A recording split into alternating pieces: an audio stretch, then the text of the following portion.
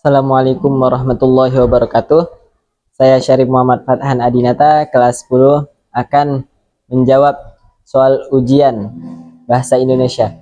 Soal yang pertama. Jawaban nomor 1. 3 struktur utama teks laporan hasil observasi adalah: yang pertama, pertanyaan umum; yang kedua, deskripsi bagian; yang ketiga, deskripsi manfaat atau kesimpulan. Soal nomor 2. Jawaban nomor 2. Perbedaan kalimat definisi dan kalimat deskriptif. Kalimat definisi menjelaskan pengertian atau arti suatu objek. Kalimat deskriptif menjelaskan ciri-ciri atau keadaan objek.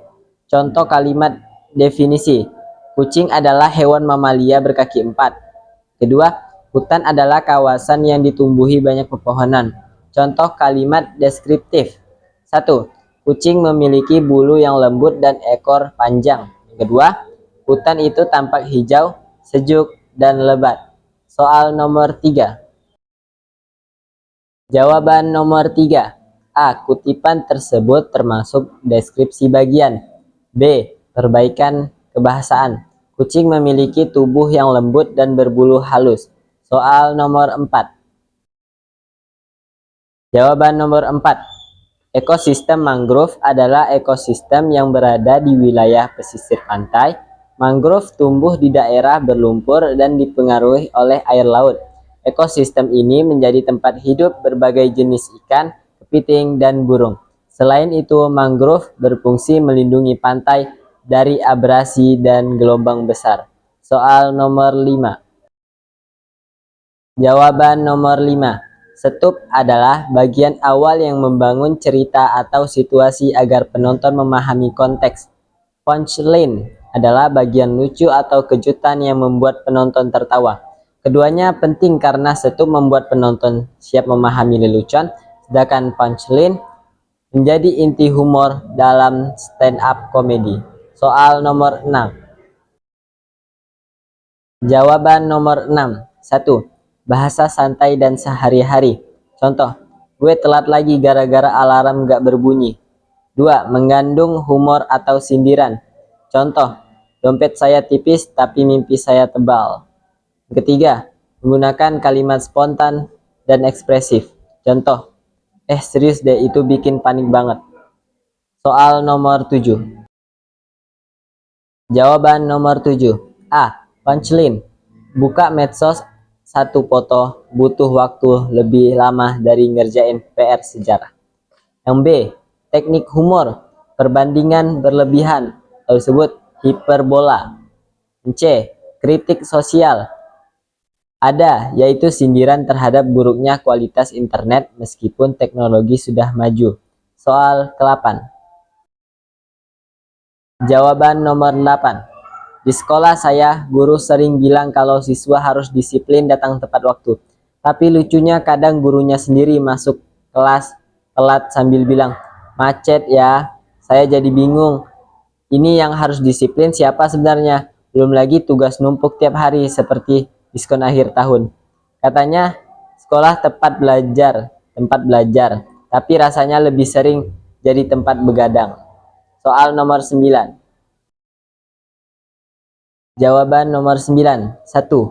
Iklan niaga. Bertujuan menawarkan produk atau jasa. Contoh, iklan mie instan.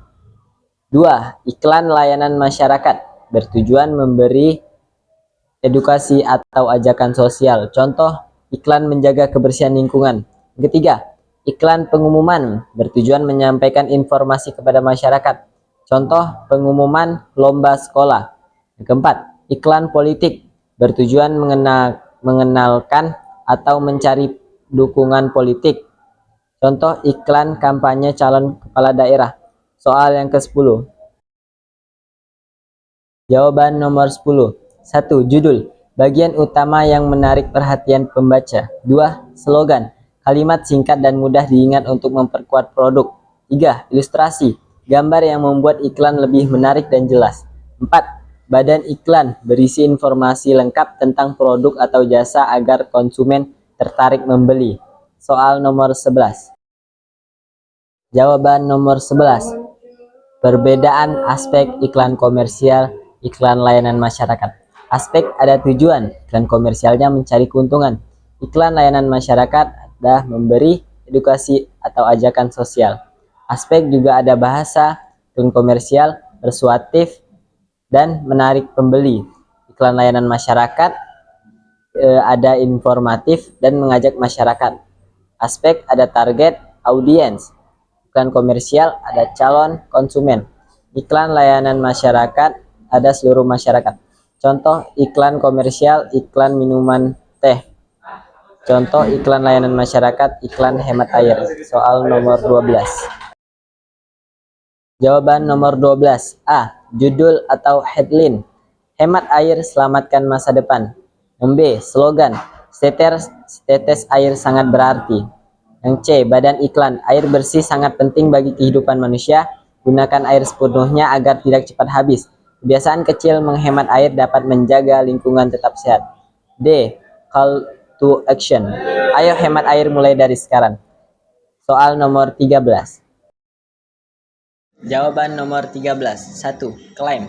Pendapat utama yang ingin disampaikan. Visualisasi tokoh penyampaian pendapat.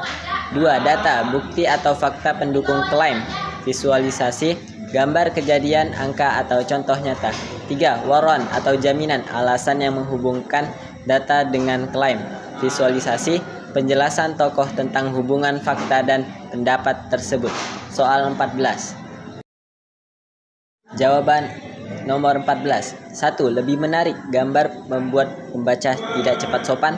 2. Mudah dipahami, argumen lebih jelas karena dibantu visual.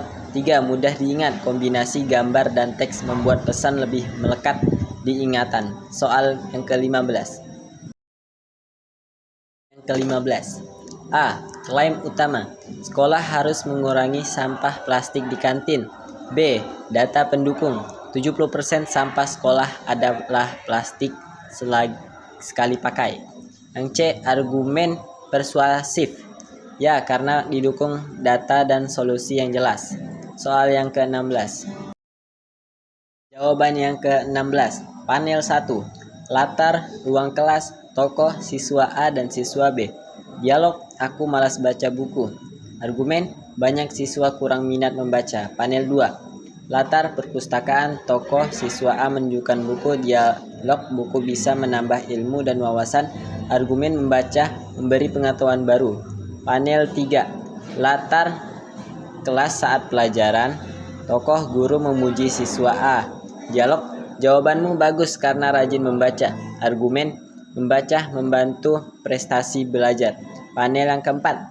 Latar, perpustakaan sekolah. Tokoh, kedua siswa membaca bersama. Dialog, mulai sekarang kita rajin membaca.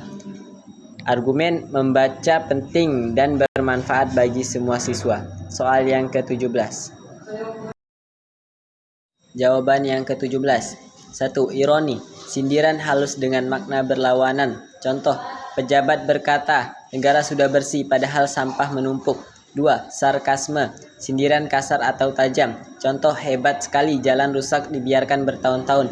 3. Hiperbola, sindiran dengan cara melebih-lebihkan. Contoh, gambar kemacetan sampai kendaraan menggular ke langit. Soal yang ke-18.